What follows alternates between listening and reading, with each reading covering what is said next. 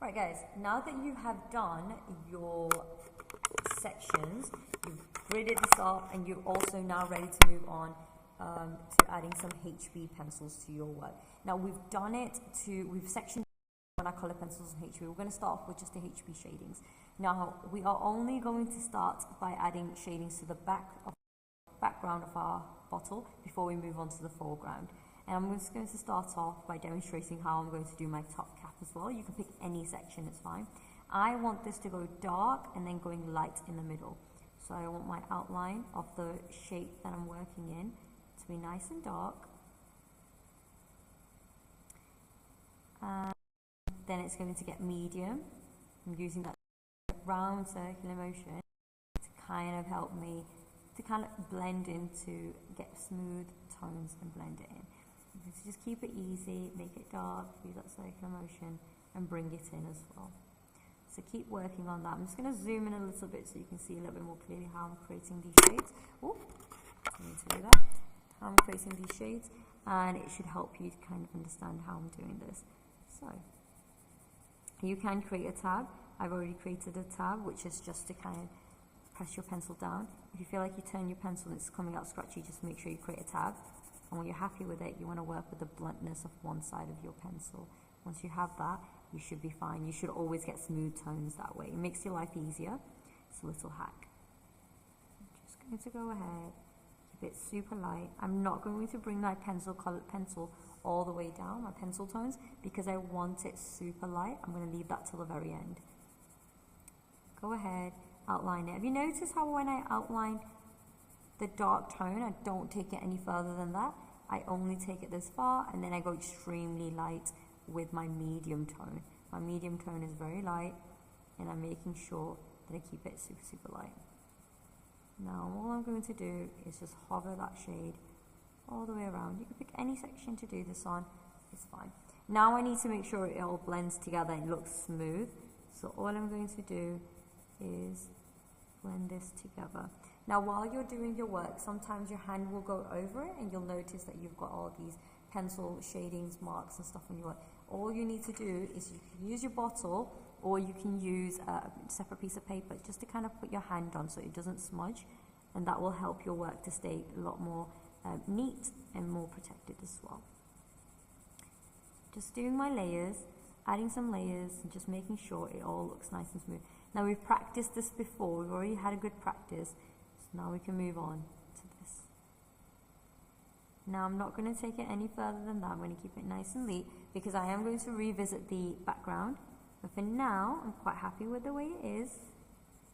It's nice and smooth, I've got some good tones, and I'm going to go ahead, finish this little section here, press it down. If it's not blended, oh, didn't realize it was even in the screen. So if it's not blended, like you can see here, if it's not blending too well, just make sure you get circular motion, add a little bit of pressure just to kind of blend it in. You see how it's starting to blend in?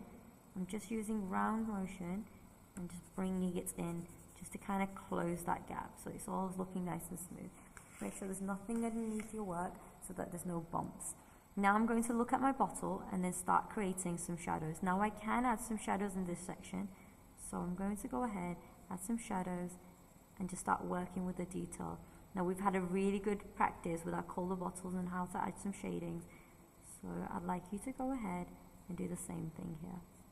I'm looking at my drawing repeatedly just so that I have an informed idea on where I'm adding these shadows. Okay.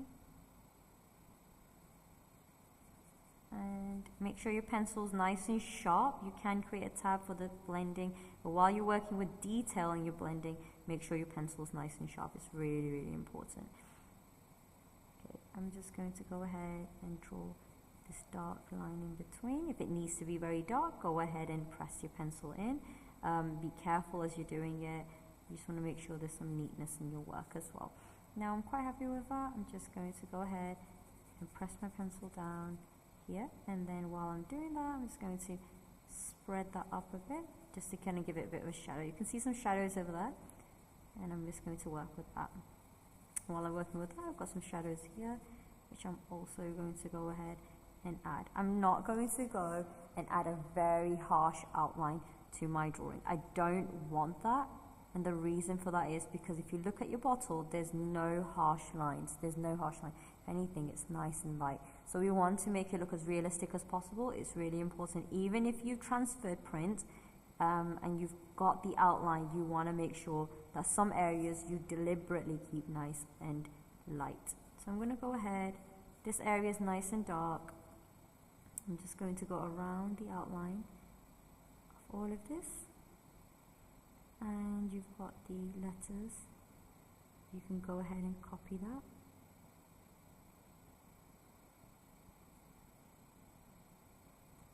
It's really bad actually, I didn't do a great job. But that's okay, you're not going to be able to notice it. Just try to kind of look figurative, just looks a little bit invisible. It just kind of works and blends into it, and that's fine as well. I'm just going to press that pencil in. I'm not pressing it too hard. It is on a darker colour, but it's not very, very, very dark. I'm not scoring my paper in at all. So I've got 90.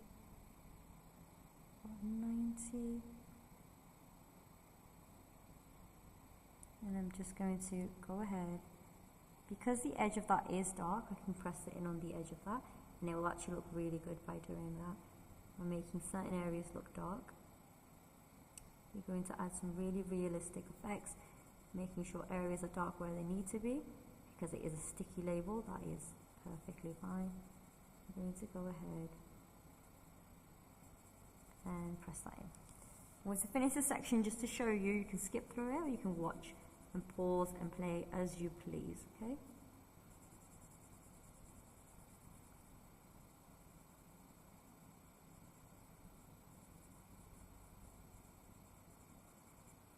And as I'm doing that, I'm just going to make sure the outline is nice and dark.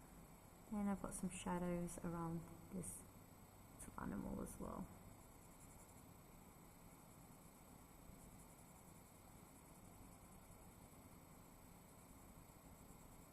Oops, I kind of just drew right over it. If you feel like, okay, you can't capture much of detail like I did, I'm not going to rub that out. I'm just going to draw right, I'm going to colour right over it, it's fine. Now it's looking very, very scratchy and I don't really like that. Just make sure you go back in with a round pencil mark and you buff anything that you need to out as well. Use a sharp pencil just to outline anything that needs outlining. It's perfectly fine. Kind of blend it out. And just going to go ahead and take my time. Now this is your final grade, your final mark for term 1, and it actually will play a really big part for the end of term, end of year target as well. So do your best, don't rush any of this. If you need extra time just to complete it, I would need support, I can put that together, but do make sure that you complete this in a really good way, because this will play a very big part in final grade.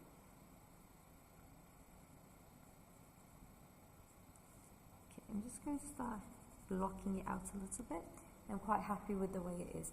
Now all I need to do is blend that inwards. Before I do, I just need to make sure that the shadows are in fact where I need them to be. And I'm just going to go ahead and create shadows in the right spots. So I'm just going to go press my pencil down.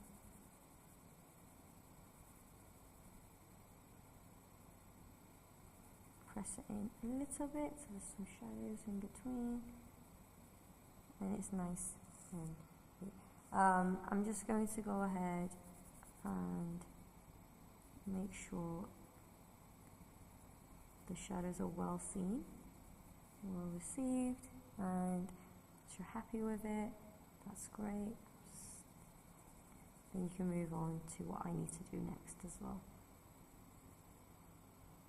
Now, I'm really hard not to outline it, but you can just give it a little bit of some shadows if you need to. Just look at your drawing, look at the colour bottle and just see where you need it. just to kind of add that dimension in between your work, because it will play a very important part. And it does make a difference. Now all I'm going to do now, just very quickly, move on with my background and just kind of fade it in so it's not white anymore. Very, very lightly. I don't know why I'm whispering, but very lightly. You just want to go ahead and hover the colours all the way to the end, very lightly. The reason for this is because your work will look a lot more blended, a lot more smoother, and if you can do this, you're going to have a lot of fun doing it with colour pencils as well. So just make sure it's nice and smooth. Any area that needs doing, go ahead and add some more tones, round it up. And if you're happy, you're happy. And don't rush it. Take your time. See how that took 10 minutes to do?